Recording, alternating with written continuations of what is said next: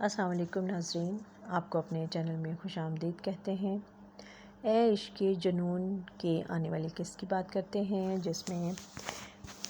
راحم جو ہے وہ شہروز پر بہت غصہ ہوتا ہے اور اس کو بہت ڈانٹتا بھی ہے اور اس سے بار بار پوچھتا ہے کہ تم نے اس لڑکی کو مار ڈالا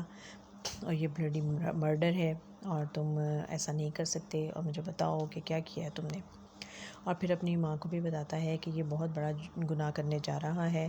اور اس نے اس لڑکی کو غائب کر دیا ہے۔ وہ ماں بھی اس سے بار بار پوچھتی ہے کہ تم نے کیا کیا ہے اس لڑکی کے ساتھ، اس کو کہاں پھینکا ہے، وہ کہاں چھپا دیا ہے، اور کیا وہ زندہ بھی ہے یا مر گئی ہے۔ اور اس طرح جو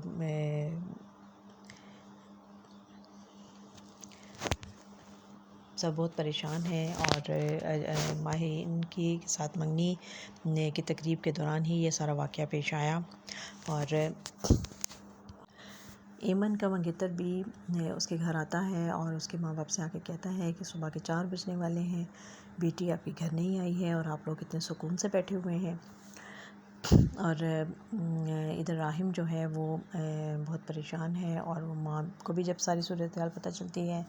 تو وہ بھی بہت پریشان ہے۔ وہ دونوں ہی اس پہ بہت زور ڈالتے ہیں شہروز پہ، اور اس سے پوچھنا چاہتے ہیں کہ اس نے کہاں غائب کر دیا ہے اس لڑکی کو، اور مار دیا ہے اس کو یا وہ زندہ بچ گئی ہے، کیا ہے اس کو معلوم نہیں ہو رہا ہے۔ تو وہ کہتا ہے کہ میں کیا کروں، بتائیں آپ مجھے، کیا چاہتے ہیں آپ لوگ مجھ سے، کہ میں پھانسی چڑھ جاؤں؟ تو راحم غصے میں کہتا ہے کہ ہاں پھانسی چڑھ جاؤ۔ اور پھر باپ آ جاتا ہے اور باپ نے ساری صورتحال سمجھنے کی کوشش کرتا ہے اور بڑا حیران ہوتا ہے، جس پہ راحم جو ہے وہ کہتا ہے کہ بابا اصل میں ہوا کیا ہے، وہ ساری سچویشن اس کو بتائے گا۔ اے عشق جنون کی اس قسم میں ہم نے دیکھا کہ جیسے شہروز نے پچھلی دفعہ شرارت کی اور ماہین کو اور اس نے ایمن کو سوئمنگ پول میں پھینک دیا تھا، اور عین وقت پر وہاں راحم کے آ جانے کی وجہ سے وہ بچ گئی، اور راحم نے اس کو وہاں سے سوئمنگ پول سے نکال لیا تھا۔ لیکن شہروز کو بہت زیادہ بھائی سے ڈانٹ بھی پڑنے کی وجہ سے، اور اس نے بھائی سے بڑی معذرت بھی کی، معافی مانگی اور آئندہ کے لیے ایسی کوئی حرکت نہ کرنے کا وعدہ بھی کیا، لیکن وہ اپنی ان شرارتوں سے اور حرکتوں سے باز نہیں آتا، کیونکہ وہ اس کی نیچر ہے۔ وہ ایک بگڑا ہوا لڑکا دکھایا گیا ہے کہ جو ماں باپ کے لاڈ پیار کی وجہ سے اور بہت دولت ہونے کی وجہ سے اور عیش و آرام اور گھر میں چھوٹا ہونے کی وجہ سے وہ کسی بھی چیز کو سیریسلی نہیں لیتا اور ہر چیز کو مذاق سمجھتا ہے۔ اور پھر جب راحم کی اور ماہین کی منگنی کی تقریب ہوتی ہے اور وہاں پر بھی جو ہوٹل سے ویٹرس ہیں ان کو ڈیوٹی کے لیے لایا جاتا ہے، تو اتفاق سے ایمن کا نام اس میں نہ ہونے کے باوجود بھی ایک ویٹرس کی طبیعت خراب ہونے کی وجہ سے اس کی ڈیوٹی لگا دی جاتی ہے اور یہ وہاں آ جاتی ہے، اور یہ سارے گھر بار اور عیش و آرام دیکھ کے بڑا خوش ہوتی ہے اور بڑا انسپائر بھی ہوتی ہے، اور تقریب سے بہت خوش ہو رہی ہوتی ہے۔ اس کو راحم کو مبارک بھی دیتے ہیں سارا اسٹاف، اور ایسے میں شہروز جب ایمن کو دیکھ لیتا ہے تو وہ پہلے تو اپنے آپ کو چھپانے کی کوشش کرتا ہے، لیکن پھر جب گروپ فوٹو ہوتا ہے فیملی کا تو اس میں ایمن یہ دیکھ کر بڑی حیران ہو جاتی ہے کہ یہ لڑکا جو کہ اس کو اتنے دنوں سے تنگ کر رہا ہے ہوٹل میں آ کے، یہ تو اسی فیملی کا حصہ ہے، اور پھر اس کو اندازہ ہوتا ہے کہ یہ تو راحم کا بھائی ہے۔ اب اس کے لیے حیرت کی انتہا نہیں رہتی، اور اسی دوران جوس جو کہ وہ سرو کرنے جا رہی ہوتی ہے، وہ گلاس اس سے دوسری ویٹر سے ٹکرانے کی وجہ سے جوس کا گلاس اس کے اوپر گر جاتا ہے، اس کے کپڑے جو ہیں وہ گیلے ہو جاتے ہیں، جن کے لیے اس کو ٹرائل روم میں جانا پڑتا ہے، اور وہ جا کے اپنے آپ کو ٹھیک کرتی ہے، لباس اپنا ٹھیک کرتی ہے، اور لیکن وہ چونکہ گھر کے اندر جا چکی ہوتی ہے اور وہاں پر شہروز اور اس کے دوست جو ہیں وہ اپنے کمرے میں بیٹھ کے شراب پی رہے ہیں اور اپنی شرارتوں میں لگے ہوئے ہیں۔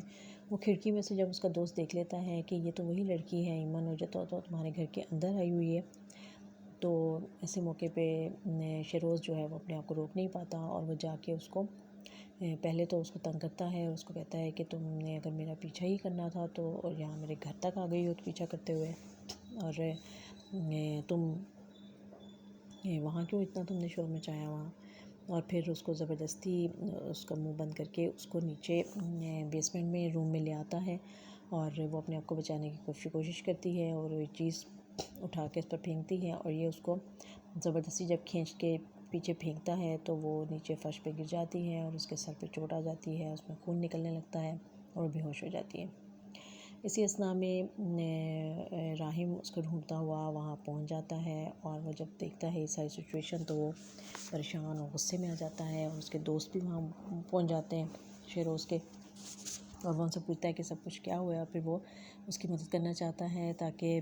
ایمن کو بچایا جا سکے، لیکن شیروز اس کو بار بار کہتا ہے کہ چھوڑ دو بھائی، یہ مر چکی ہے، کیا کر رہے ہو آپ۔ اور پھر وہ اپنے پورے گھر کے CCTV کیمراز بند کروا دیتا ہے تاکہ وہ کچھ سراغ نہ مل سکے، اور وہ چاہتا ہے کہ میں اس کو لے کر پیچھے کے دروازے سے لے کر ہاسپٹل چلا جاؤں،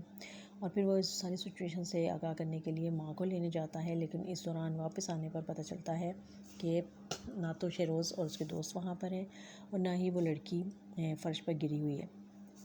وہ لڑکی بھی غائب ہے۔ اب یہ سب عجیب سچویشن ہو گئی ہے، ماں کو سب کچھ بتاتا ہے، راحم بتاتا ہے کہ یہ شیروز نے سر کیا حرکت کی ہے،